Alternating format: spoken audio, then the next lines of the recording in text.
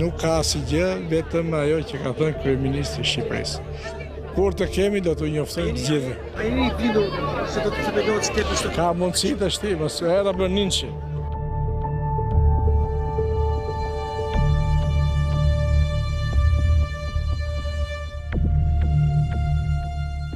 Kjo nuk është një gjë që jam i vendosur unë dhe kam unë në dorë gjithën dhe e bëj unë. Po ta kisha unë gjithën në dorë do e kisha bërë. Kush e ka në dorë? Është, po patjetër mëse kjo do të diskutohet.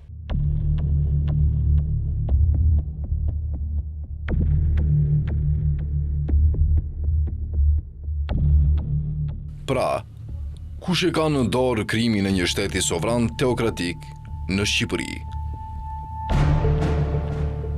Lajmi i shtetit Babal, siç e quan sociologu Ali Pajaziti në një artikull në revistën Shenja, shtetin e pretenduar Bektashi,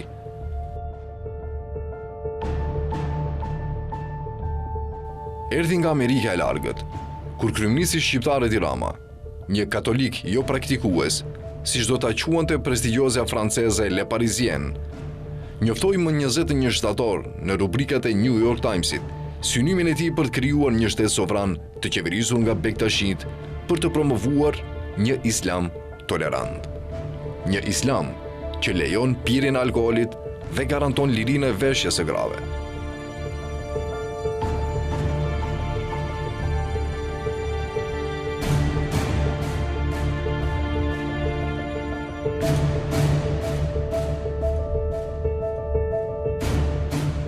Pse duhet një shtet sovran Bektashi për të lejuar diçka që nuk e sanksionojnë ligjet dhe kushtetuta e Shqipërisë?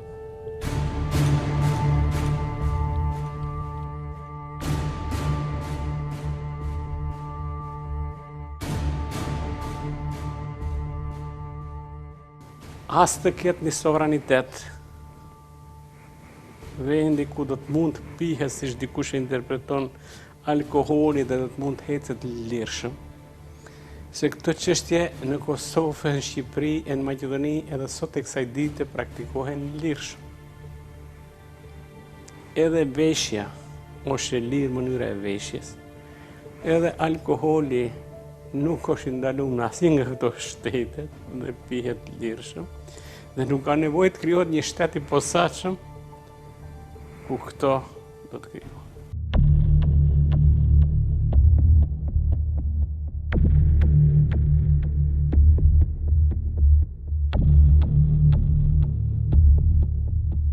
Nuk do t'jem një diktator, thot Babamondi, ndërsa në deklaratën e tij për New York Times vazhdon. E meritojmë një shtet. Ne jemi të vetmit në botë që e themi të vërtetën për islamin dhe mos e ngatroni atë me politikën. Sigurisht që paksa është e çuditshme dhe pa kuptueshme që sot në vitin 2024, shekullin 21, të flitet për një diçka tillë, pra për një shtet teokratik, nuk e di ta sa mund ta quajmë teokratik, por megjithatë me nuanca dhe ngjyrime fetare dhe siç është thënë apo siç është argumentuar një lloj modeli i Vatikanit.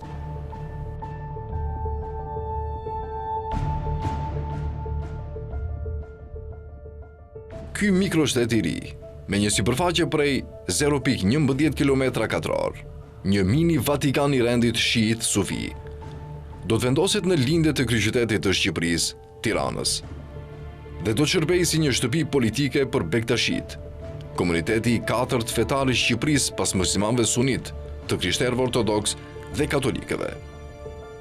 Ajo do të ketë administratën e saj, pasaportat dhe kufijet e saj.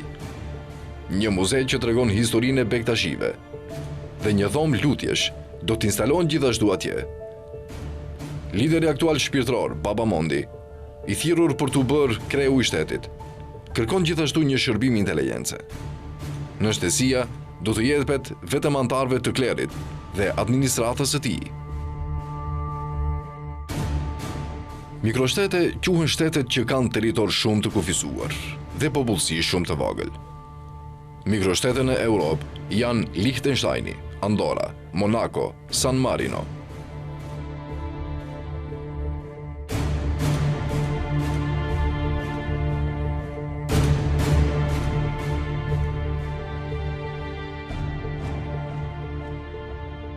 Edhe pse qytet shteti Vatikanit dhe urdhri sovran ushtarak i Maltës ndonjëherë trajtohen në të njëjtën kategori, ata nuk janë mikroshtete të mirëfillta, sepse Vatikani nuk ka popullsi qëndrueshme, ndërsa urdhri sovran ushtarak i Maltës nuk ka territor. Meqense shtetin e pretenduar Rama e krahason me Vatikanin. Cilat janë dallimet dhe ngjashmëritë e asaj që aspiron Rama dhe Baba Mondi me shtetet si Vatikani dhe urdhri i Maltës? Siç e pretendon ekspertja e marrëdhënieve ndërkombëtare, Gerta Zaimi, në analizën e saj në revistën Shenja, një shtet sovran ekziston si një subjekt autonom i së drejtës ndërkombëtare, në prani të treshes territor, popull, qeveri, dhe në prani të kërkesave të efektivitetit dhe pavarësisë. Nuk ka dyshym se Vatikani i ka pasur këto karakteristika deri në fundin e tij në vitin 1870. Shteti Vatikan nuk u krijua nga asgjëja. Ekziston prej 2000 vitesh, duke filluar nga perandoria romake me Konstantinin, si perandorin e parë të krishterë, dhe ka pasur territoret e tij, të cilat u gjymtuan si fillim pas revolucionit francez 1799 e pastaj më 1861 me rilindjen italiane, që e krijon shtetin e bashkuar unitar italian, shkruan Gerta Zaimi.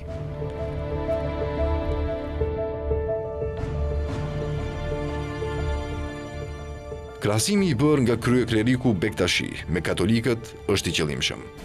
Kjo për t'i dhënë vetes përfaqësi unikale botërore. Kurthiese Bektashi turq ose ata në vende të tjera, të cilët nuk janë shqiptar, nuk e njohin atë dhe kryegjyshata është botërore në terma formal, por në fakt është pan-shqiptare në përfaqësi. Theksimi i vazhdueshëm i natyrës ndërkombëtare përdoret kryesisht për të legjitimuar statusin e një komuniteti të katërt fetar në Shqipërinë zyrtare, që i njeh përgjithsisht si një bashkësi tradicionale, krahas Islamit sunit, të përfaqësuar nga komuniteti musliman shqiptar, Kisha ortodokse dhe Kisha katolike.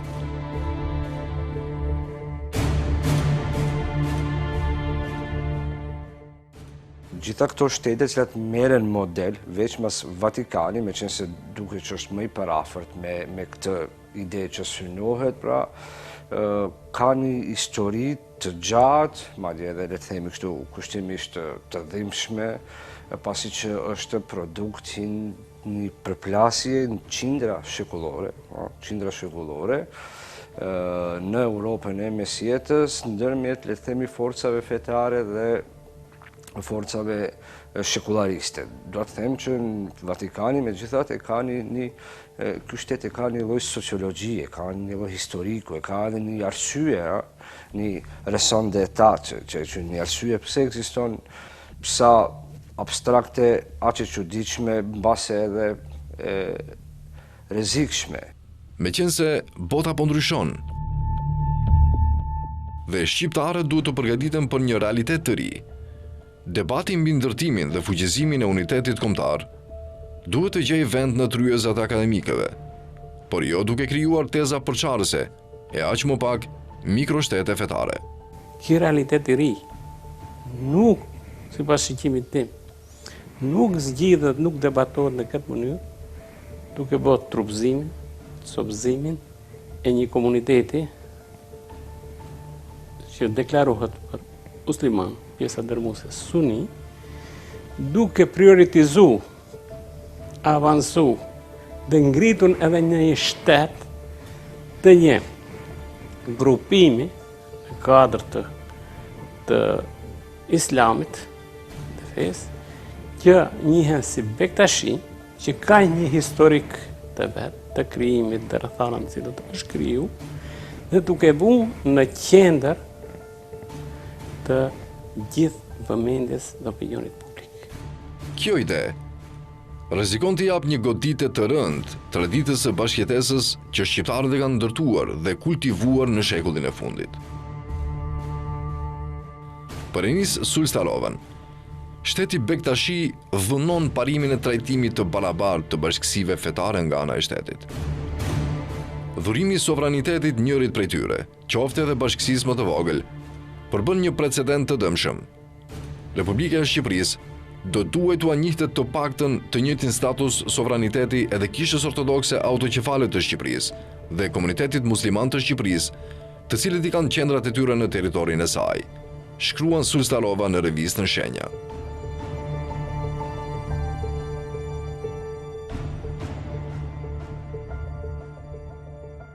Arben Labënishti shkruan se besimtarët e të tre feve abrahamike mes shqiptarëve nuk e kanë pasur dhe nuk e kanë problem të mirë kuptohen dhe të ruajnë harmoninë ndërfetare të admirueshme dhe së bashku të jenë lidhur fort pas kombit si domosdoshmëri për të ndërtuar dhe ruetur shtetin, nëpërmjet cilit ruhet dhe lartësohet dinjiteti i individit dhe i kombit në tërësi.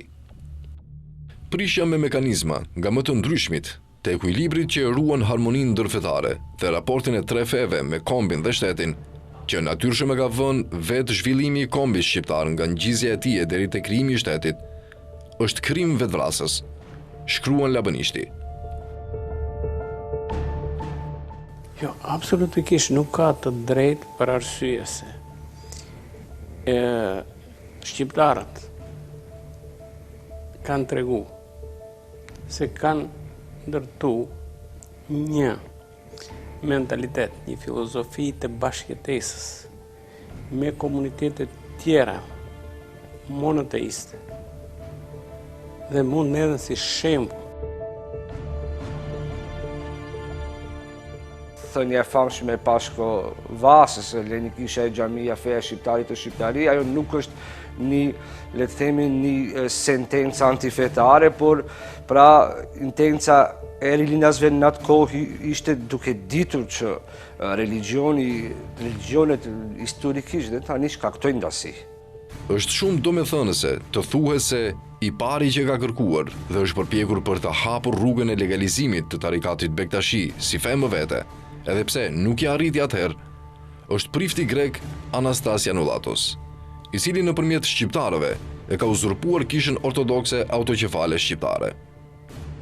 Kjo është mjaftueshme për ta kuptuar se përpjekja e Nulatosit për ta prezantuar bektashizmin si një femë vete, fe të katërt të shqiptarëve në takimin e krerëve të feve monoteiste abrahamike të organizuar në Stamboll më 1993, shkruan Labënishti, është e motivuar nga qëllime dashakeqëse, përçarëse për shqiptarët dhe përfituese për anti-shqiptarët dhe anti-islamistët. Pas 30 vitesh, idenë e Anastasia Nulatosit po e vazhdon Edi Rama, ose nëpërmjet tij po thirrin më mirë qarqet saktuara politike dhe ideologjike me qendër jashtë Shqipërisë, vlerëson Arben Labënishti.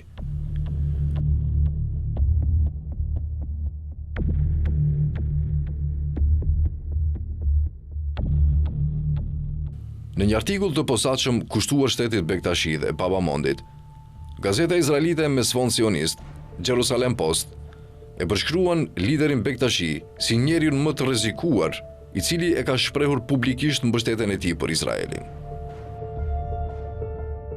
Kudo që shkon, edhe brenda qendrës botërore, Babamondi ndiqet nga truprojat e tij. Pavarësisht se urdhri Bektashi beson në paqen dhe dashurinë, ai nuk mund të anashkalojë rreziqet rreth tij. Një udhëheqës musliman që predikon moderimin dhe tolerancën dhe tregon publikisht mbështetjen e tij për Izraelin, siç bën Babamondi, e gjen veten në kërstim të përhershëm, shkruan gazeta izraelite. Unë e njoh Izraelin dhe e konsideroj veten vëllar të popullit të Izraelit, i pa thënë me gojën e vet gazetës izraelite kryegjyshi Bektashi. Nëse bëjmë një analizë të thjeshtë dhe shohim se Izraeli është para një rreziku të paqen të ekzistencës si shtet, duke shtuar edhe akuzat ndërkombëtare për gjenocid në Gaza, shtrohet pyetja se si ka mundësi që në kohë të luftës, gazeta izraelite dhe Jerusalem Post të ndaj kohë për një çështje islame në një skaj të Europës. Dhe me të drejtë, lind pyetja se cili është roli i Izraelit në këtë çështje. E nëse me ndikimin e jashtëm nënkuptojmë vënje dorë të këtij shteti në Shqipëri, apo Europa po kërkon një model të islamit europian e bektashizmi përmes shtetit të planifikuar në Shqipëri, mund të jetë një eksperiment i kërkesave europiane për një islam europian. Po fakti që mënyra se si u shpall kjo ide nga një politikan, nga një kryeministër, dhe nuk ish prodhim endogen i luftave intelektuale brenda inteligjencës shqiptare, qoftë asaj fetare, qoftë asaj laike. Për ndryshe kjo luftë është permanente në inteligjencën dhe në luftën muslimane. Bile në shumë raste njihet si lufta qytetare intelektuale rreth rrugëve që duhet të ndjekin shtetet muslimane dhe punëson përgjithësi që do të lindë veçanërisht pas kolonializmit, por që tash aktualizohet me globalizm. Nuk do t'i kisha besu kësaj. Unë e di se Evropa është në kërkim të gjetjes së një modelit, siç ato e quajnë, të muslimanit evropian. Por megjithatë në botën e sotshme është e mundur pas kësaj të qëndrojë edhe një fuqi botënore, një fuqi tjetër për qëllime caktuara politike, gjeopolitike dhe ekonomike. Dhe nuk përjashtohet, parasysh se siç thamë fillim, erdhë nga hiçi një ide tjetër. Se ne kuptojmë kur dëshirohet materializohet një ide, kur ajo ide ka një lloj historiku, ka një lloj zhvillimi historik. Tani kjo kur nuk është diskutuar. Themelimi dhe njohja e shtetit Bektashi mund të merret si shembull dhe justifikim për sovranitete të tjera të dëmshme për shqiptarët, vlerësojnë ekspertët dhe intelektualët shqiptarë. Ne ndodhemi në një situatë të kontesteve të Kosovës me Serbinë, për asociacionin e komunave serbe dhe për statusin e kishës ortodokse serbe në Kosovë, shkruan Arben Labënishti në revistën Shenja. Po gjithashtu, edhe Greqia, shton Labënishti, e njohur për kurthe dhe komplote, duke pasur ndikim dhe mbajtur në kontroll grupacionet caktuara në jugun e Shqipërisë, mund të shfryzojë shtetin Bektashi si precedent për interesat e saj, duke inskenuar dhe paraqitur një rast të ngjashëm ose të përafërt me atë. Kështu, kjo ide e kryeministrit Rama, jo vetëm që nuk i kontribon kontesteve me Serbinë në interes të Kosovës, por edhe mund t'i shkojë për interesi dhe t'ja hap rrugën Greqisë për kërkesat shmendura anti-shqiptare, për cilat vetë historia dëshmon se ajo është e prirë. Për Enis Sulstaroven, shteti Bektashi bie ndesh me aspiratën shtet formuese të kombit shqiptar, që nga rilindja deri më sot. Lëvizja kombëtare shqiptare ka sinuar një shtet unik për kombin shqiptar. Coptimi i kombit në disa shtete konsiderohet si një dhunim i të drejtës së shqiptarëve për vetëvendosje dhe si imponim nga armiq më të fuqishëm e rrethana të pafavorshme gjeopolitike. Parë nga prizmi kombëtar, Republika e Kosovës dhe Republika e Shqipërisë në kufit e tanishëm duhen trajtuar si një kompromis i përkohshëm, derisa të realizohet bashkimi i tyre. Pra, lëvizja e duhur politike e kombit shqiptar në shekullin 21 do të duhet të ishte drejt paksimit të shteteve shqiptare, e jo drejt shtimit të tyre, qoftë edhe me një shtet si Bektashia, shkruan Sulstarova në revistën Shenja. Kjo nuk është një gjë që jam i vendosur unë dhe kam unë në dorë gjithën dhe e bëj unë. Po ta kisha unë gjithën në dorë do e kisha bërë. Kush e ka në dorë? Është, po patjetër mëse kjo do të diskutohet. Po e mbyllim me dilemën e njëjtë. Kush po krijon një shtet Bektashi brenda Shqipërisë?